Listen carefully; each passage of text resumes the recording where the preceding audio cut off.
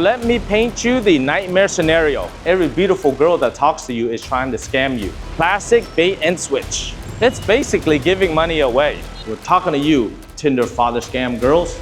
Legal tip from me. This small step can save you a lot of headaches. My name is Ken Duong and signing off with the last word of wisdom.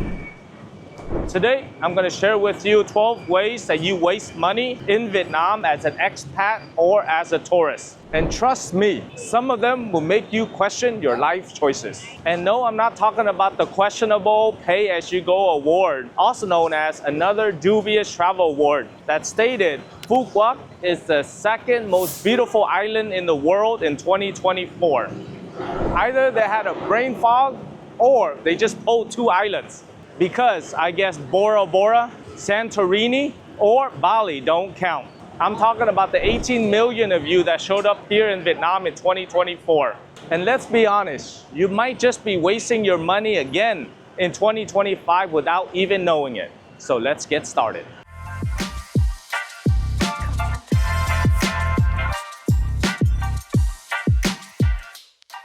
So let's start with the biggest, easiest way to flush your money down the toilet. Typos on your visa application. I should know what I'm talking about because my name is Ken Duong and I'm an international business and immigration attorney with over 16 years of experience helping individuals live, work, retire, and invest all over the world, especially here in Vietnam, where I've been for over 12 years now. And I see this mistake on a daily basis. So let me paint you the nightmare scenario. After a 12-hour flight, you're waiting in the immigration line that moves slower than molasses. It's hot, you're frustrated, and bam, the immigration officer says that your middle name is spelled wrong, or the expiry date on your passport does not match with the expiry date on your visa. And because of this mistake, the immigration officer denies you entry. Hello, emergency visa. Not only will that cost you an extra $300 to $500 US, but it can add hours to your immigration line wait. Legal tip from me. If you're submitting your own application, you are responsible for the information you provide and the actual information that appears on your visa, according to the immigration department. Make sure that you triple check all the details before you click submit and after you receive the visa. Your bank account will definitely thank you. Another money sinkhole is applying for the wrong visa. If you plan to stay longer than 6 months, then you probably need something more than just a tourist visa. Otherwise, those repetitive visa runs can get expensive fast. Take it from me, I've seen folks spend hundreds or thousands of dollars just to do visa runs because the immigration officer thinks that you're illegally working in Vietnam with a tourist visa. But maybe you're married to a Vietnamese citizen. You can get a TRC based on marriage and stay here for 3 years at a time. If you're of Vietnamese descent, then you can get a 5-year visa exemption and stay 6 months at a time. Maybe even getting Vietnamese citizenship. If you were born in Vietnam or both of your parents have Vietnamese passports, then you can get Vietnamese citizenship as well. We've made a lot of videos about these matters, so click on the right-hand corner in order to watch those videos. You finally clear immigration and you need data. Boom! You're staring down kiosks selling SIM cards for mouth-watering 15 to 20 US. Tempting, right? Wrong. That's a tourist trap the size of Ha Long Bay.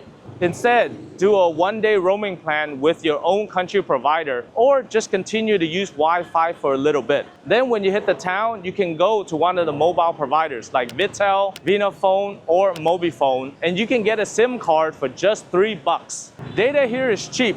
Imagine 4G per day for just $5 a month. Yes, you heard that right. Airport kiosk, hard pass. So you are waiting at your carousel, expecting to cozy over to your Airbnb next. Then you get a message from your host saying the apartment that you booked is not available because the AC is not working. Conveniently, they have a similar apartment in the same building, but that similar means dimly lit, no view, and looks nothing like the photos. Classic bait and switch. Here's why they do it. Many Airbnb hosts are actually subleasing agents that do not actually own the apartments that you're booked. They advertise eye-catching photos to lure you in and then switch you to a cheaper apartment when you arrive. It doesn't mean all Airbnb listings and hosts are trying to scam you, but if it does happen, chances are you're being scammed. My pro tip, if you're staying longer than a few nights, book a reputable hotel for the first or second night, then check Facebook rental groups or explore apartments on the ground. Most condo lobbies have real estate agents on speed dial, so you can see before you pay.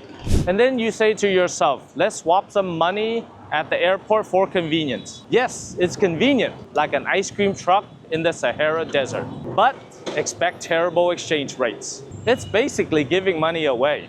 If you must exchange, then exchange enough for your taxi fare or immediate expenses. Then come into the city and find a reputable exchange place. You'd think that leaving the airport would be straightforward, but no. Taxi scams abound. Rigged meters, broken credit card machines, the drivers take you on a scenic route that you did not expect, or the driver forgot to turn on the meter and just charge you a random exorbitant fare. Your best defense, Grab or Bee ride-hailing apps. Download them before you come into the country so you know exactly what your fare is and which direction you're going. Alternatively, you can take taxis that are reputable, such as Vinasun or Mai Lin, because they're clearly marked logos on their cars. Because nothing can ruin a trip like feeling scammed before you even had your first bowl of pho. That's already 5 or 6 wallet killers, even before you left the airport property. You probably have to get a second job just to cover the I didn't know better tax. You manage to withdraw some cash, but then all you have are the big 500,000 dong bills. Then you get into the taxi and the driver says, I have no change, and force you to tip the difference. An easy fix, you go to the supermarket or convenience store to ask to break down those bills by buying some water, snacks, or other smaller denominations. This small step can save you a lot of headaches and also tips that you didn't plan to give. So let's talk about the nightlife in Vietnam. The bars and the clubs are an explosive mix of locals and travelers letting loose. Then you can probably get carried away and say, hey, give me the best VIP booth and give me some bottle service as well. And then at the end of the night, you get your bill and you say, man, it's more expensive than a night out in Las Vegas. Speaking of which, 80% of you are actually not subscribed to our YouTube channel. That's like hitting the clubs, but not getting on the dance floor. It's just a waste of a lot of energy. So smash that subscribe button and join our community of savvy Vietnam explorers. Now back to the bottle service. Pro tip. Make sure that you check the price up front. If it seems too high, it probably is. Often you can buy cocktails and drinks a la carte at a fraction of the cost. Bottle service can be appropriate on special occasions, but if you're on a budget, the Vietnamese nightlife is equally fun without the fireworks. Let's say you go big with the bottle service, and amidst all the neon lights, a beautiful lady comes up to you and starts chatting you up. It would appear that this is the beginning of a Hollywood romance. But then she starts ordering a drink for the both of you, and another, and another, and all of a sudden, you have a bottle and you have a bunch of drinks. Spoiler alert, she actually might be on the bar's payroll, where she orders very expensive or high-priced drinks, and she gets $2 to $5 per drink plus her commission rate. So this is actually legal and quite common in many bars and clubs in Vietnam. But that doesn't mean that every beautiful girl that talks to you is trying to scam you. But if suddenly you find yourself very popular with half of the staff, make sure that you check your bill and the total tab before you order the next round. So you fell in love with Vietnam's vibes. I get it. Been there, done that. Then you start swiping right until your thumbs hurt. You match with a gorgeous woman online, meet up, and it's all fireworks. Until day 2, when she sends you a very sad text about her father dying and then needing cremation services, or some other similarly urgent situation. She only is asking for $500 or maybe 10 million VND, but she needs it today, or the body will end up in an unthinkable situation. Look, emergencies happen. But when requests for large sums of money that come out of nowhere that early, those are red flags. I've seen many variations of this story. Sick mother, stolen motorbikes, hospital bills, or milk for the babies. By all means, be empathetic, but be cautious because scammers exploit kindness. Having said that, if you're truly falling in love and decide to move to Vietnam, consider practical legal steps for long-term residence, marriage visas, work permits, and even prenuptial agreements. That's where professional help like our law firm comes in. No shady sob stories. Vietnam street food is a traveler's dream or nightmare if you're paying the tourist price. A local would pay $1 for the dish, but you might have to pay $6. It doesn't seem like a lot at first, but it really adds up, and especially if you're staying long term. So one hack, you can watch what other locals are paying or simply ask for the price up front.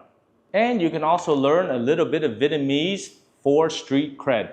And if you want a guaranteed price and the best cơm tấm in town, if you have subscribed to our channel for at least a month and can show us, then come to our joint and the first plate of cơm tấm is on us.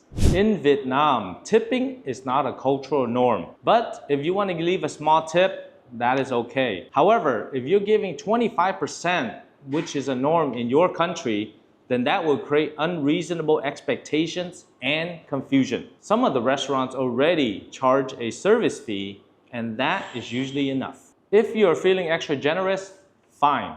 But don't let social pressure empty your pockets. Most of the locals don't even tip anyway.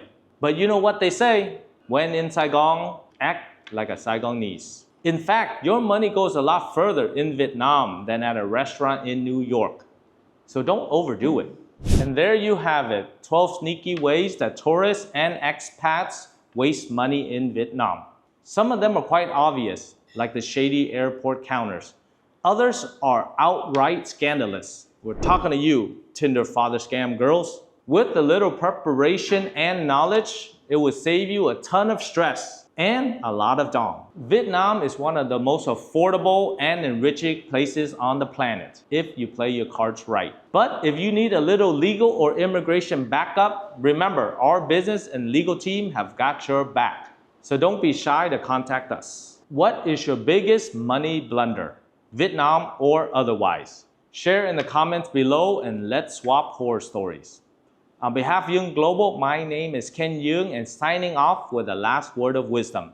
Vietnam is an amazing place, but keep one eye on your wallet and the other on the fine print. So safe travels everyone. I'm gonna get back to my cơm tấm and see you soon.